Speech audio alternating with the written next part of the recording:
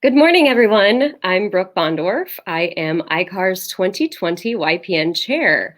We are coming to you live this morning with a new series that YPN is hosting called Wake Up with YPN. We'll be live every other Monday morning, interviewing just leaders in our real estate community and various people throughout just the community in general.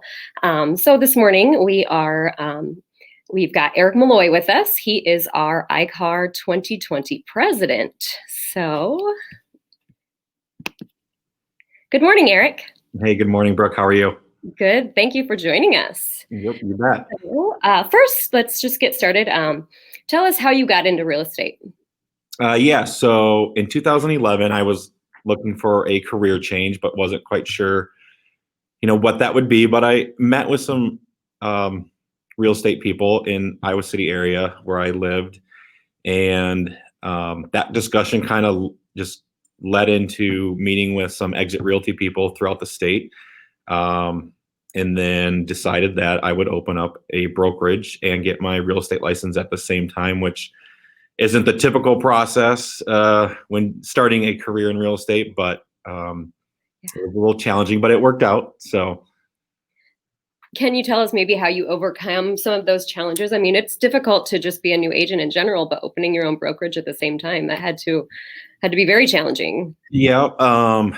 You had, thankfully with Exit, I had a support system kind of within the state. We were fairly new within the state, but there were other offices around that I could rely on for help and assistance. And then obviously, we have an association here, the Iowa City Area Association of Realtors, which was very helpful. I had a million questions, I'm sure, that they helped me with. And, and then just getting involved. I knew no other agents before I became an agent, really. So getting involved helped that process and getting to know other agents in the area. So. Yeah. So tell us why you chose then to join the association. So I joined the association obviously in 2011, and then quickly joined a committee. One of the committee chairs approached me and said, "Hey, would you like to be on the member services committee? We're looking for some new people." So that was back in 2011, and joined the member services committee for 2 years. Then I was on the education committee for a couple of years, and then moved from there to the MLS committee and served there for a year, and then became the committee chair of the MLS for 2 years, which as the MLS chair, you are a director on the board of directors. So then that got me and introduced me into the board of directors. And at that point, I felt like, hey, this is, I like this. You definitely get to, see how the association is ran, create and change policy. So served as a director for 2 years, and then I applied to be on the executive leadership team, which eventually moves up into the presidency. Good.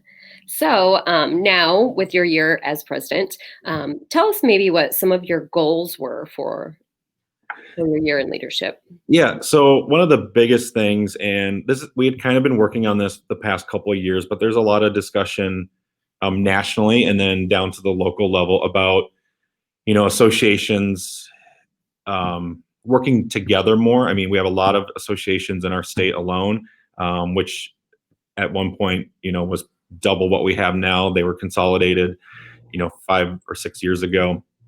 But one of the main goals was to work and form a better relationship with our neighboring associations. Ultimately, all the association's goal is to, help our clients buy and sell homes. So, we can have an association that's 1 town away or 3 towns away, but we do cross those boundaries and those borders, and it helps our client if we all work together and cooperate. So. Great. So you've mentioned a couple of times state and national leadership. Do you have plans to continue your leadership roles with the state or national level? So right now, after this year, I'll still be on the local board for 1 more year. And then we'll see what happens after that. I am on two committees at the state level, the legislative committee and the finance committee. So that's another way that helps you get involved and to know what's going on, not only in a local level, but at our state level, because decisions are made, at a state level that will affect the local association. So yeah, we'll see after 2021 what happens. But yeah, I see myself being involved still locally and at the state level for quite some time. So. Fantastic. Can you maybe touch on some of the challenges that you had to overcome with your year in leadership with COVID it's been an interesting year. To say the least. Yep. And we started out when I took the presidency and got installed in October of last year. We were actually without an EO at our association. So our leadership team was in the process of interviewing and hiring a new executive officer. So that was, a unique situation that we had to work with. And that's how the year started. And then we got that taken care of, and we have great leadership in place now. And then obviously come early 2020, we have the pandemic, which threw a wrench into everything. So yeah, it's been interesting. We've had to do a lot of things differently that were not kind of planned. Yeah. Do you feel like now, since we've had to be a little bit more creative in how we do our business, do you feel like you were able to achieve some of your goals, or in maybe just a different way? Yeah, I think that's a great way of putting it, in a different way.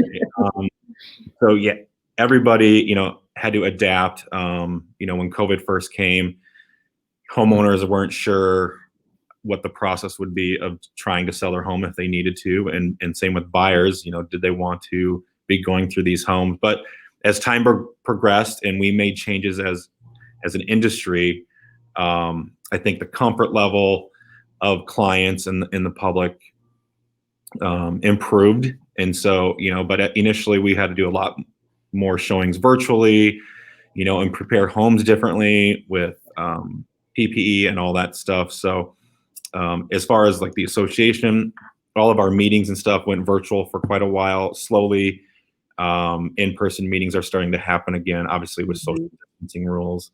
But as a year for the presidency, some of the goals did change, but I still think we were able to accomplish some of the stuff, and different things arose because of COVID. So, tell us what maybe one of your greatest wins of the year was.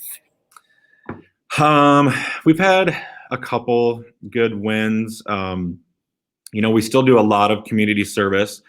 We have the 1105 project that we still do. We did the Feeding the Frontline project, which during the middle of COVID, as an association, we got together and provided meals to nursing homes for the workers at, hospitals and nursing homes, the frontline workers. We introduced trust funds, which is the electronic system to receive earnest money from your clients, which made people's lives a lot easier. So easier. So that was a great benefit that we added to our products, I guess, as an association. And then 2020 just keeps on coming. Monday, Iowa had one of the worst storms in the history of Iowa, and we are now working with like the United Way, and as an association, we're looking at how we can give back to our community and help the people that were affected from the storm, because there's obviously, as you know, it's been almost a week today, and there are still thousands of people without power, both in Johnson County. So, yeah. So, well, to end our interview today, what would you just give us some advice for maybe some new members getting involved, how they can get involved and joining the association? Yep. So I think, especially if you're a new member, but obviously even if you've been an agent for quite a while, I think one of the most important things is to get involved with your association. By getting involved, not only do you get to build a relationship with agents outside of your own brokerage, but you get to know how the association is ran and the policies, and a lot of that stuff you don't understand or know about.